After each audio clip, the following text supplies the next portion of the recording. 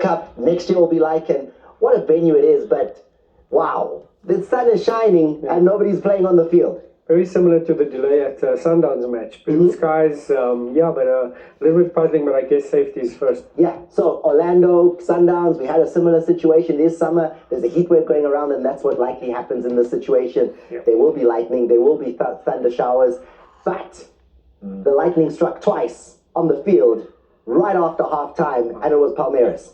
Yeah, it has, and I think Ahly must be grateful for this little break because it seemed as if now the momentum was carrying with Palmeiras in terms of them just 1 goal, 2 goals, and sometimes when two goals in succession sort of go in, you kind of struggle to sort of catch your breath and get your foothold on the game. So with this break, you think that now you can sort of regroup and try and figure out a way to sort of navigate the rest of the football fixture, which you still have a good 13 minutes left of the game. But for Palmeiras, wonderful position there. Take me to the goal, Bongani, because that first goal, Ahly, own goal. From a defensive point of view, it's the striker who gets the header for Ahly and finds his own net. Then we also had a conversation that was happening around whether Gomez was offside or not. So what's happening? So obviously, since you see all those red shirts, you line up obviously in a straight line, and just before the kick is about to be taken, well, generally, it's an in-swinger, so it's a right-footed. As that left foot is planted, you drop that line, and that gives you the best chance to sort of defend the situation. But obviously, when you get bunched up like that, it becomes a little bit tricky, and two red shirts have sort of gotten in the way of each other. I can't tell you, Thomas, the amount of times where I've been in that situation, and as tall as I am, I've had players come over the top of me, my own teammate, where they'll be like, listen, you are in my way, get out of my way, I'll go above you and just win it clearly. But with that, it's almost like two players that have just tried not to get in each other's way, got it all wrong, and it's in the back of your net. In the review, Anthony Taylor, the referee, talks about the fact that number 15, Gomez, he is in an offside position, but he's not involved in the play. Yeah, he's not interfering in play. So he wouldn't have put off anybody that has conceded or contributed for the goal. But let's debate this for a second, guys, because if I know you're there, as a defender, or Ahly in this situation, I know you're there. Surely if I'm just going to duck and not interfere, say, okay, no, it's fine, you're offside, you're going to make me play that ball because I'm aware of your presence. Yes, that might be true, but that's your job essentially in that instance, is to attack the ball. So everyone's looking at the ball, looking to attack the ball. So if you happen to be in an offside position in any other sort of depth of that line, it doesn't really sort of affect the people that essentially put the ball in the back of their net because you're not anywhere near them. No, Bongani, let's assume nobody in a white jersey is standing behind you. You wouldn't even header the ball, right? You'd completely leave it. No, you'd never. No, I'm saying nobody in a white jersey is there. No one. So then you leave it. So essentially, if you look at that, a lot of the time you'll see, obviously I like to keep the line up high, and strikers, sometimes you'll get one that will sort of start deep in an offside position to try and drag the line deeper. That's the role of that player. But once the ball is in play, if that player does not necessarily get contact onto the ball or affect the play, I hear the actual context, but I'm just saying from a mental perspective, had there been no one there from a Palmeiras perspective, Ahly doesn't have to header that ball. He's only headering it because he's aware there are people behind him, right? So how are we then arguing that you're not part of the play? So I just want to move away from that. The delivery, for me, causes all the havoc. And as you mentioned, if he knew there was somebody behind him, he'd leave it. But he didn't because he's focused over there. He doesn't know what's going on. Hence, the referee's interpretation, he is not interfering in play. Let's see what the referee had to say. He gives his own explanation for it. And tell us what you think on your social media as well. Our social media team are standing by in the social corners, and Nande as well as Lemmy. They're ready to bring those perspectives to us. And the hashtag is #SSFootball. So let's talk about that. And are we maybe being a little bit, African about it? Are you comfortable with the decision? Here is what the ref had to say.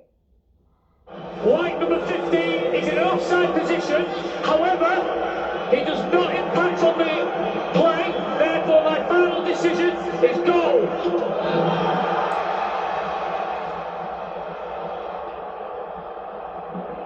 No impact. That's the decision there for Gomez's positioning on the field. And Ahly has to take it. Own goal. Yeah, on goal. And that's what happens, unfortunately, if you're not decisive in those situations. First of all, that ball is put in absolute money area. And if you're not sort of timing your jump with that leap, it causes all sorts of problems. And you've got a striker jumping up there. I mean, he isn't a centre back. Yeah. He's not really equipped for the defensive heading situation. Yeah, but they're normally good aerially. Those are strikers, and defensive set plays, you're required to come out and assist them. But just when you mentioned that Ahly might introduce a striker, change it up a bit, it's Palmeiras that done that. Yeah. I mean, we've seen Lopez and Mauricio. Yes, two giants, and obviously their plan of action was, okay, set plays or the direct ball, and clearly it helped immediately. And it was Lopez that caused the problems because of his height. You know, the players behind him, defensive players behind him, like, can't see the ball clearly. So, you know, as much as you jump as a striker, you don't get there, but you cause all sorts of confusion behind you because no one can really see the dip of the ball once it lands. And the advantage of being a big man is what we got out of Jose Manuel Lopez as he scores the second of the goals. Inside 10 minutes of that first goal going in the back of the net, coast-to-coast football, end-to-end. Ahly are on the attack, and then the break happens. So unfortunate because Ahly, even after conceding, they were on the front foot there, but immediately bursting forward. Such intelligent striker play. You could see that the defender was going to catch him for pace. He moves across his body, gives himself a bit of an angle for the shot. On-rushing goalkeeper creates an angle for himself. And you could see the first touch and the second one across the body. And that is all the money. When I talk about physicality there, Mohamed Hani, here he is trying to make a tackle, but he is just outmatched for pure size there. Yeah, pure size and the intelligence that Stiga's just mentioned. You know, a lot of the time, you know, this happens. Strikers go across you, especially strikers that don't have like outright pace to sort of beat you. They run across you, and if you touch them in that situation, it's a red card. So you're sort of left having to sort of have a conservative tackling there, hoping to get something, and that's what's happened. But it's not enough, especially at that pace. And wonderful finish from Lopez. Guys, is it simply on the back of the two changes, Mauricio coming on, Lopez coming on? Is it simply that's changed this game? Very impactful, extremely correct. Took off two strikers, smaller, more mobile, went for the bigger boys and just imposed themselves, and I think that is exactly what Ahly struggled to do. They might not have, in example of the first goal, might not have a direct touch for the goal. But you've caused the chaos, you've pulled away the big players, and that eventually assists. Kind of un-Brazilian. It's not jogo bonito, right? It's not the beautiful game when you're relying on the big guys and the little flicks and the little touches and the little physical aggression. Yeah, I mean, look, it's there's many ways to skin a cat. I mean, as you mentioned, I think with modern football right now, we know we've got these inverted players, wingers, and who have all sorts of creativity. But set pieces, especially when it comes to games that are this tight, defensive units that are this disciplined, set pieces unlock games, and big guys, this is where they shine. Was there something that Ahly needed to do a little bit better in that first 10 minutes there, given the fact that now the big units were on the field? Yeah, I think we expected Ahly to deal with the set plays much better because we mentioned at the top of the show is that that's their strength. Defensively, whereas South Africans, when we come up against Ahly, we know, okay, defensively, let's be at our wits, defending and attacking, you know, because they are so strong, and that's a strong part of the game. Same area of the field from where the first free kick was able to find the back of the net. Yeah. And this time around here, as you take a look at this one, it is whipped in by Animal Moreno. Yeah, you can see the problems are being caused by having two big men in there, because now as a goalkeeper, you've conceded, so now you go, okay, well, let me start a little bit high and try and bail out my defenders. But now, when the ball is of that top quality, you know, you're forced to sort of readjust. In the end, he does well to sort of get a hand on it, but it's all because of that first instance where now, as a goalkeeper, you try and gamble a little bit more to try and bail out your defenders. I mean, it almost defies belief and understanding, right? You're dominant in the first half, and Ahly, we're raving in our halftime break that that's the kind of performance we want to see. And suddenly, we're 10 minutes into the second half, and it's 2-0 down, almost 3. There's also the element where you made us aware is that Palmeiras score most of their goals later. It's in the second half. They turn it up. Once again, that belief, you're going in second half, our backs were against the wall. Okay, guys, we know we're always strong in the second half. Coaches made changes. Let's go for them. So it's the mental aspect that you know you can score in the second half. So if you're wondering why it is that if you've just walked into the house and you're thinking, I'm going to see Ahly as well as Palmirez in action, well, adverse weather conditions. And we were surprised too, enjoying the match, and suddenly we had to have the match suspended. It's not a surprise. I mean, Anthony Taylor's head is bald, and that is the sun blazing off in reflection. And this is the match that gets stopped with the sun blazing like that. There are a couple of clouds too close to the stadium that have plenty of lightning in them. And he's not even trying to say, listen, let's try for 5 more minutes. The instruction is, let's get off. And even more interestingly, it's for the fans to get out of the stands as well and go find cover in the covered areas of the stadium. And that throws off the plans and might work in favour of Ahly, because you could see there was two substitutes waiting to come on for Ahly there as well. So coach's plan is, what's he going to do now? And does he still stay with the same 2 subs? That's the question. It'll be quite interesting to see. I mean, the stop-start to any football match is definitely not ideal. I mean, you can imagine now, if you're leading 2-0, to stay sort of switched on mentally, to sort of stay calm and understand that, well, we haven't won the game, you're in a good position.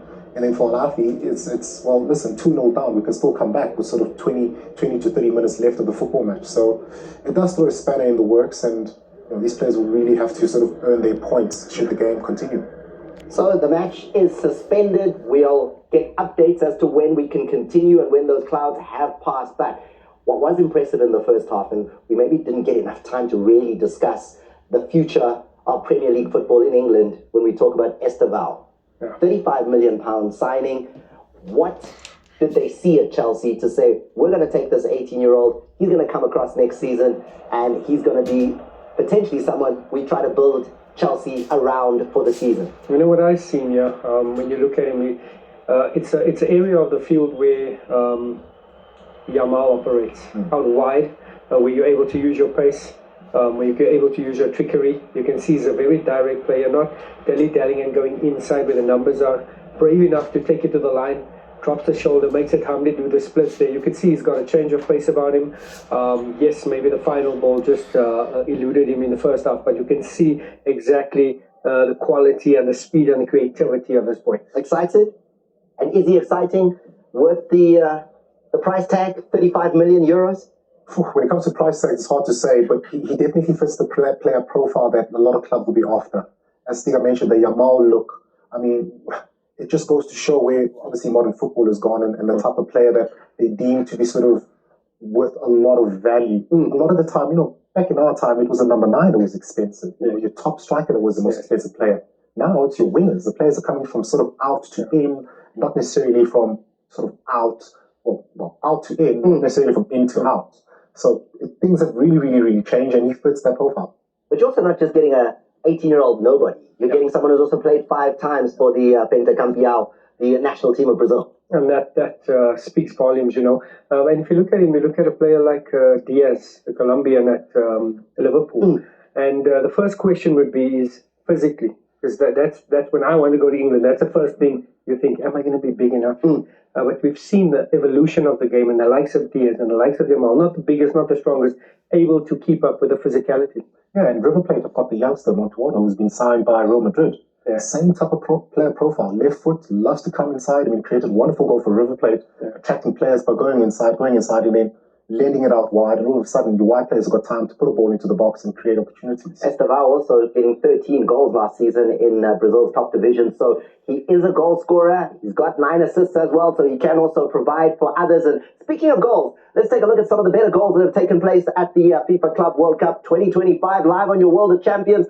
Tell us which one you like, and then we'll hear what the social corner is talking about. #SSFootball is where to have the conversation.